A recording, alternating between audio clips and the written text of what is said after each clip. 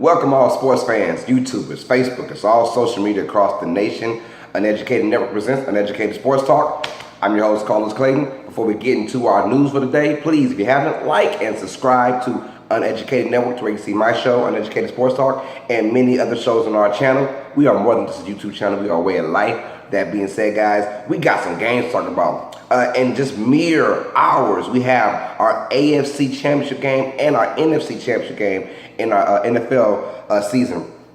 First, we have the Jacksonville Jaguars going into Foxborough to play against the defending Super Bowl champions, the New England Patriots. And after that, we have the Minnesota Vikings headed into Philadelphia to face against the Philadelphia Eagles. So, two really marquee matchups.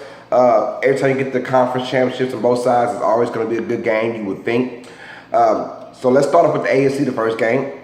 And the more I keep thinking about this Jacksonville Jaguars team, the more I keep thinking about, boy, the Patriots got, look. Let's break it down. The Patriots are going to win this game. They are. I have no doubt in my mind the Patriots will win this game. But Jacksonville just seems like a scary opponent. The more and more you dissect everything down. One, Tom Brady hasn't faced a defense like this all year, to be honest. This team just seems different on the defensive side. They're confident, they're young, they're fast, they shut down the pass.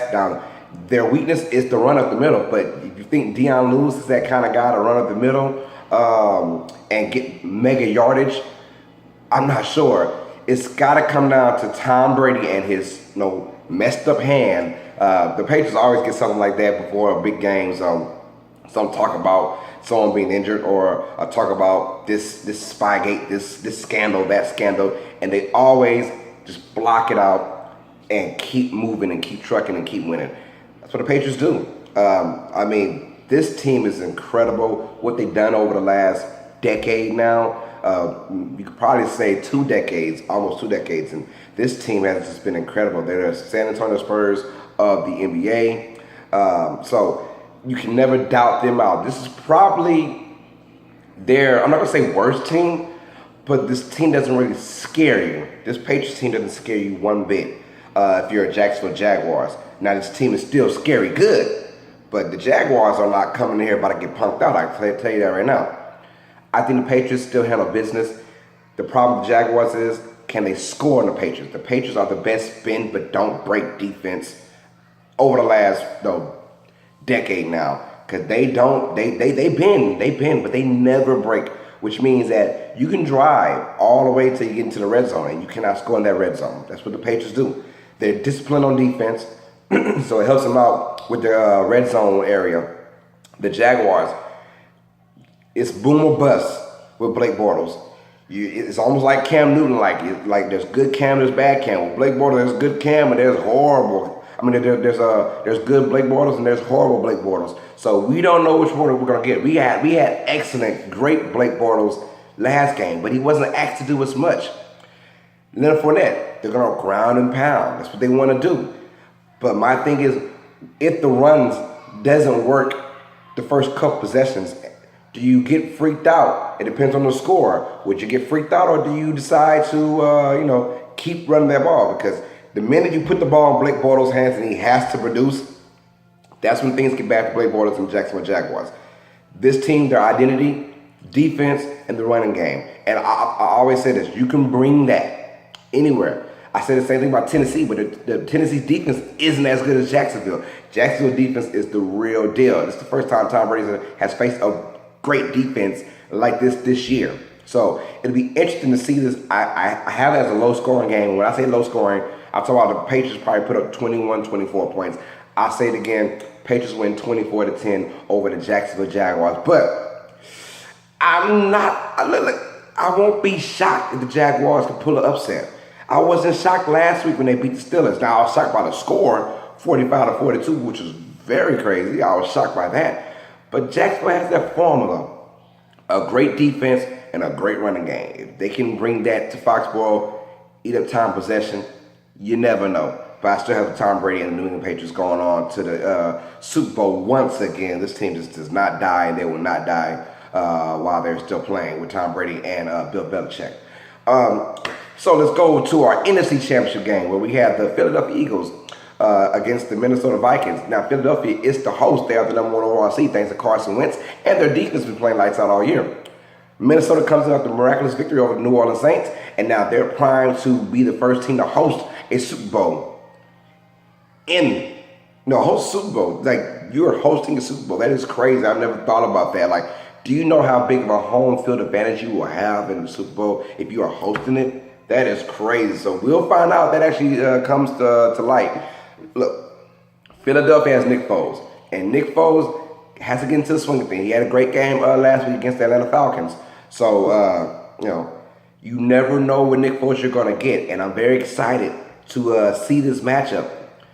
Minnesota, Case Keenum, he's going to get paid a lot of money next year. We know that. Adam Thielen as well is going to get paid a lot of money. This team is destined, the Minnesota Vikings, they're destined to make it to the Super Bowl.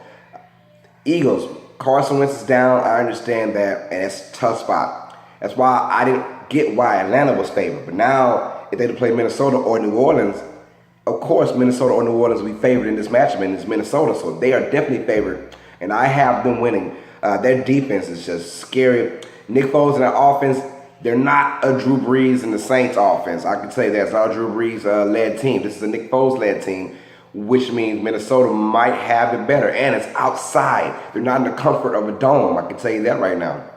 So Philadelphia has their work cut out for them. And look, Minnesota won't be easy for them either because Philadelphia's defense, they come to play every single game, and they will have the home field advantage. My worry is, Philadelphia's not supposed to win this game. They're not. But if they do, and they somehow face a New England Patriots team in the Super Bowl, that's not going to be a pretty sight for the Philadelphia Eagles, I can tell you that. But we will definitely see. I have Minnesota win this game. Very close game. Somewhere in the, I'm going to say Minnesota wins 16-13. That sounds pretty cool. I like that score, 16-13. Minnesota has what you need. They have a good running back tandem with Latavius Murray and Jared McKinnon. I like those two guys. I like Case Keenum making timely plays. Adam Thielen's back there, and that defense is just crazy. I think Sandejo will be ready to play. I'm not quite sure with his concussion, but I think he is ready to play, and that vaunted defense is just going to be coming after Nick Foles' game. And I think it'll be a hard-fought game from start to finish. I have the Minnesota Vikings win this one, and I have my Super Bowl being New England at Minnesota, right? You'll get New England at Minnesota. That's what's going to happen. And I'll tell you, if that happens, I'll let you know who I have, because we'll have like 2 weeks to talk about the Super Bowl matchup, whoever it may be. You can see Jacksonville versus Philadelphia, New England versus Philadelphia, Jacksonville versus Minnesota, Minnesota versus New England.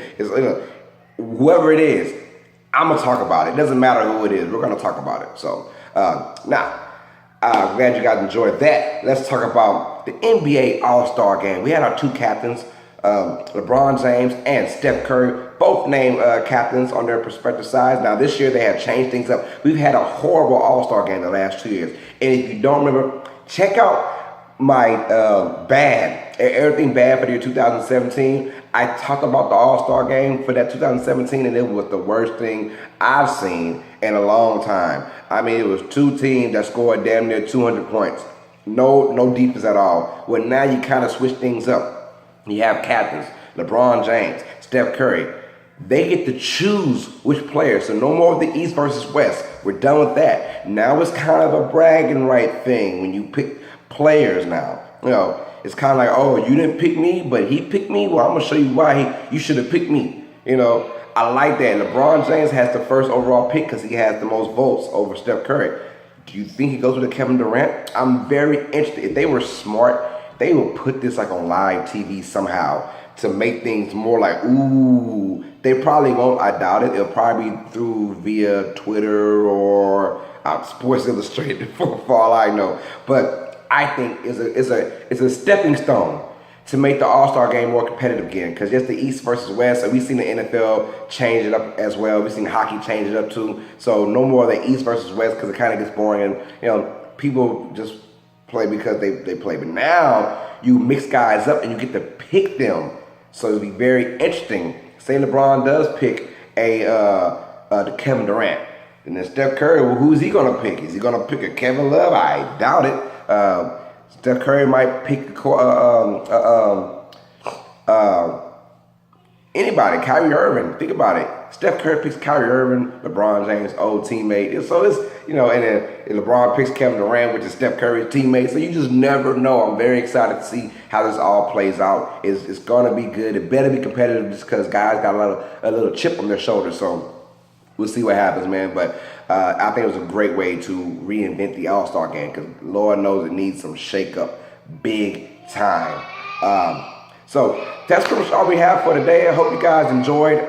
Like and subscribe to Uneducated Network where you see my show, Uneducated Sports Talk, and many, many, many other shows, guys.